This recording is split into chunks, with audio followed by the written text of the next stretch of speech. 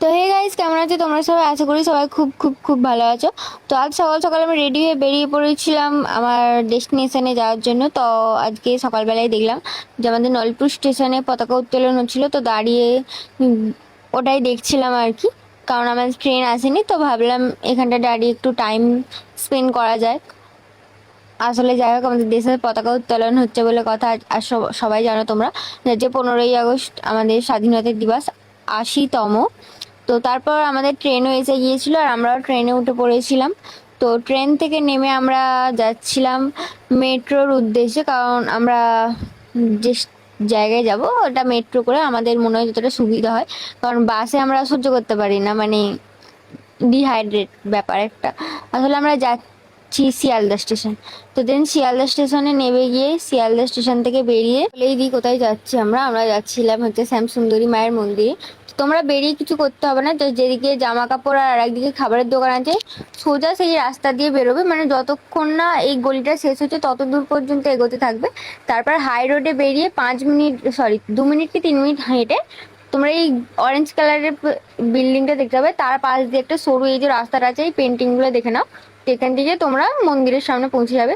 তো মন্দিরের পুরো সামনেই যে দোকানটা ছিল, ওই দোকান থেকেই আমরা সবাই ডালা কিনেছিলাম, আর আমি সেখান থেকে একটা ফুল কিনেছিলাম। ভেবেছিলাম যে ফুলটাকে একটু এইভাবে ডিজাইন করব আর কি। আর এটা হচ্ছে আমাদের পুচকি, যে আমাদের সাথে গিয়েছিল।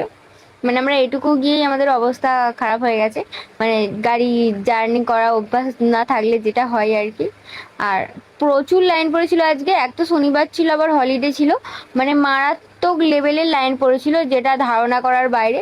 তো লাইনে দাঁড়িয়ে দাঁড়িয়ে আমাদের অবস্থা পুরো খারাপ। প্রায় আমরা টানা 2 ঘন্টা থেকে 2 ঘন্টা 15 মিনিট পর্যন্ত আমরা লাইন দিয়েছি। তো অবশেষে আমরা মেন গেট দিয়ে প্রবেশ করেছিলাম।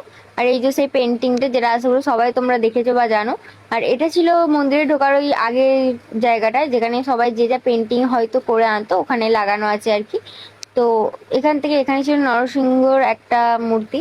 তো তারপর আমরা, সত্যি কথা বলতে এবারে গিয়ে আমরা ভালো করে একদম পুজো দিতে পারিনি, মানে এতটাই ভিড় ছিল, মানে 2 সেকেন্ড দাঁড়ানো টাইম দেয়নি আমাদের। মানে টাইম দেওয়া ওদেরও কিছু করার নেই, কারণ এতটা ভিড় ছিল, মানে শান্তি করে আমরা যে 1 মিনিট দাঁড়াবো বা ভিডিও করব বা ছবি তুলবো বা ঠাকুরকে দেখবো পর্যন্ত, এই টাইমটাও মানে আমরা পাইনি। তো যাই হোক, এরকমভাবে পুজোটা দিয়েছিলাম। তো তারপর পুজো দিয়ে বেরিয়ে আমরা খেয়েছিলাম কচুরি আর ঘুগনি। তো দেন এই আমাদের বিধ্বস্ত অবস্থা, মানে আর শরীরে কিচ্ছু নেই, অবস্থা এতটাই খারাপ। তো মেট্রোয় করে আমরা হাওড়া স্টেশনে পৌঁছে গিয়েছিলাম।